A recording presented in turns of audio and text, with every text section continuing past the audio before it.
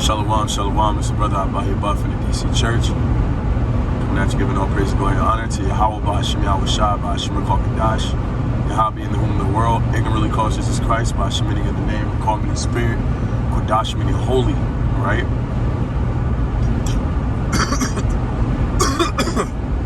Salaki. These are the names of the power that I come to you in order to profess the 100% truth. The Lord's will seal the elect's faith. Meaning double honors to the elders and apostles of GMS in these times, whom the Heavenly Father had enlisted the 100% truth to. And Shalom wa Barakum Labakarim Shayasha Allah, peace and blessings be upon the elect of the nation of Israel. To the men out there that's pushing this word of sincerity and truth, to you I say Shalom wa Barakum Thumb, peace and blessings be upon you.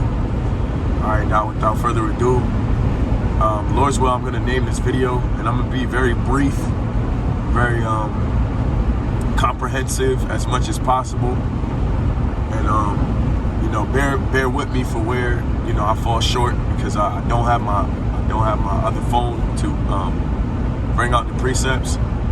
This is kind of traveling, unraveling, so just bear with it. But it's been in my spirit, since Sunday. The Lord has put me through a situation that has allowed me to understand, a lot about myself and self-reflect, and also understand a lot about how He works. And our job as men in this truth is to understand ourselves. The scriptures say, Paul said it. He said, "Know ye not yourselves that ye are." I forgot how it's quoted specifically.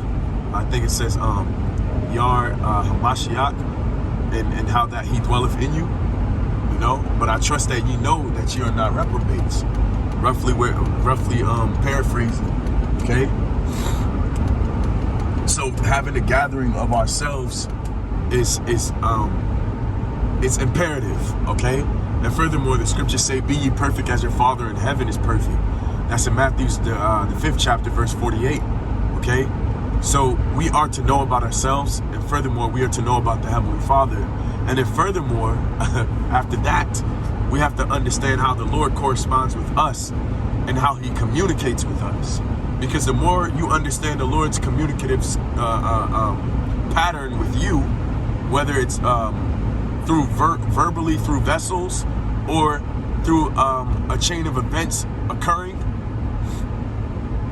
you have to discern, and you have to be able to discern and when the Heavenly Father is communicating with you directly and what He's requiring of you. Okay.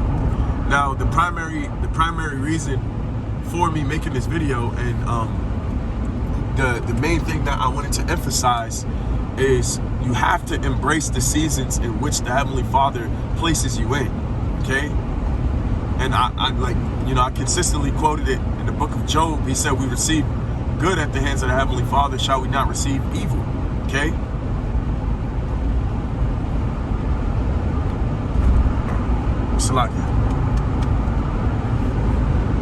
So with that being said, we have to be able to embrace the seasons in which the Heavenly Father allows us to undergo. Okay. So you're going to have a season in your life and in this truth to where you are not financially stable. Okay. You have to embrace it. You have to embrace it. And furthermore, embracing it comes with finding a remedy to fix the problem. Okay. Fighting through that. All right. There's going to be a time in this truth where you are completely depressed. Embrace it. Okay. And in other words, what I was essentially going to say, through proper extrapolation, I'm going to retract that statement, and now refrain from saying that. I'll keep this, very first level. But you have to embrace the lows in which the Heavenly Father brings you through. Okay? Because just as important as it is for you to embrace the low, it's important for you to embrace the high.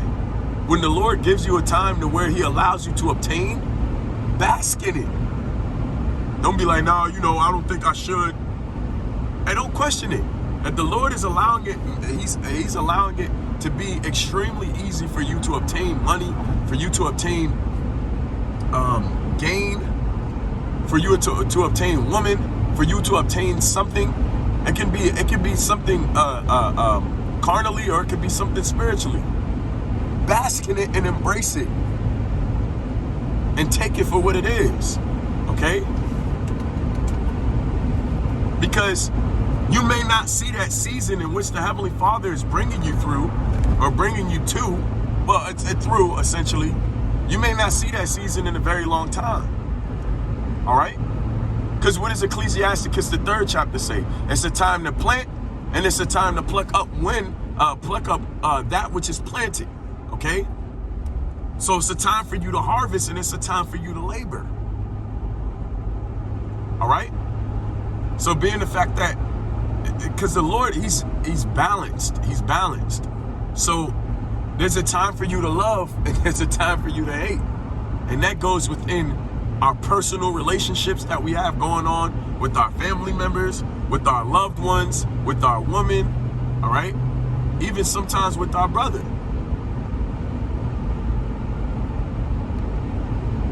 There's a time for you to love, to fully indulge your brother, and it's a time to refrain from that. Okay? It's a time for you to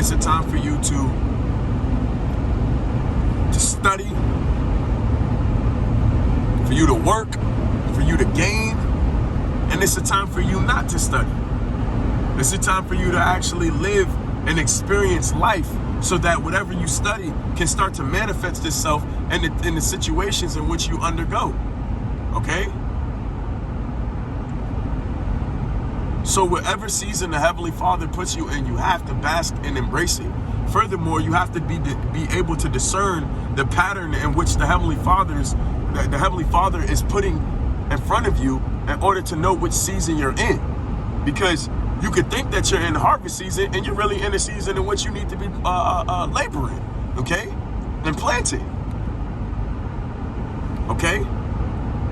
And you can think that you're in the season where you need to be planting, when the Heavenly Father is actually really telling you to harvest, man. All right, pluck up that which is planted. You could be in a situation, or you could be in a season where the Heavenly Father is requiring you to hate, and you're loving. You could be in a season where you're loving. You can be in a season where you're hating, and a season where you need to be loving. Okay? So in order for you to apply the right characteristics and the right what's the word I'm looking for? Actions. In order for you to apply the right actions to whatever season you're in, you have to be able to discern what season the Heavenly Father has you in.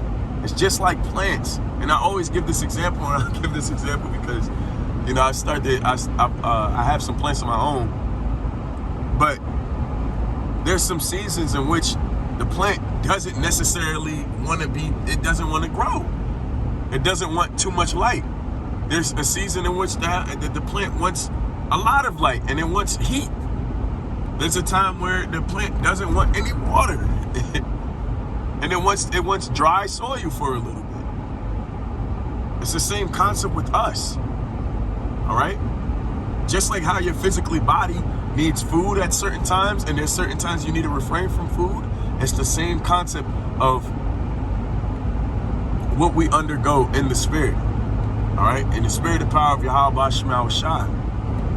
So just be mindful of the season in which the Heavenly Father is pulling you through, and it's bringing you through, okay?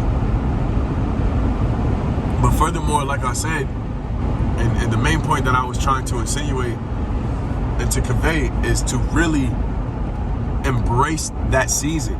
You're gonna have a season of drought. There's gonna be a season in your life to where the Lord doesn't want you to deal with women, okay? That doesn't necessarily mean you try 10 times harder to get a woman or to get whatever it is that you pleasure at. No, it means the Lord said, hey, look, refrain for a set time, okay? So that you can focus on what is important to me. Talking about Yahweh Shema Shai, okay? Ba'Shem Rakal Kodash. And then there's a season in which the Heavenly Father said, well done, my servant. You know, you've accomplished whatever it is that you needed to accomplish in spirit. And the Lord is allowing you to reap some of the benefits. You know, He's allowing you to reap some of the benefits of it. Okay? So then the Lord will give you a plethora or an assortment of women or money or whatever monetary gain. And it doesn't necessarily have to be, you know, a carnal things. It doesn't have to always be carnal possessions, because that is not the only way that the Lord repays us for successfully undergoing the season in which He's bringing us through. Okay? But the main reason why I'm saying to embrace the season is so that you equip yourself with the mindset that will allow you to get to the end of that season and to the next and to the next one and to the next one. Okay? Because embracing it is understanding, look, this is what the fuck I have to do, and I'm gonna do it. I don't have a choice. And I love to do it because I'm doing it for the Heavenly Father's name's sake. Yahweh B'Hashem Yahweh Shai. Okay? Ba'Shem Rakal Kodash. So that was just the main point that I wanted to convey in this video, is that you have to really embrace the seasons in which the Heavenly Father allows you to undergo. Because if you don't embrace it, you're gonna be refraining to do the action in which the Heavenly Father allows you to do. There may be seasons where men glorify your name. Yo, that brother, you know, that brother's been doing good, and this brother that, and this brother that. You know, speaking highly of you. And you're not gonna be like, nah, brother, we're not in the kingdom of heaven, so that you going off. The fuck? Embrace it. Ain't the water. You know, I put effort into making you feel exactly what the fuck I've been doing. Excuse my vulgarity. You know, I put effort into the body of Yahweh Ba'Shem Yahweh Shai. Sometimes you're gonna get the praises, man. Although we don't care for it, we don't care for the renown, you know, because shit, we ain't make it to the end yet. That's where we get the praises. But at the end of the day, good works will be rewarded. Okay? And bad works will make you get reprimanded. So embracing the season will essentially get you to a point to where you're accepting what comes with the territory in which the Lord has put you in. All right? And that's really where I'm gonna leave it off at. You know, I give all praise, glory, and honor to Yahweh Ba'Shem Yahweh Shai, Ba'Shem Rakal Kodash. Shenya Kabaka, Wala Rakaz, Akoyim Naba'ai, Wa Shalom, Wa Barak, and Labakar, Shia Sha'ala. Until next time, I can say Shalom.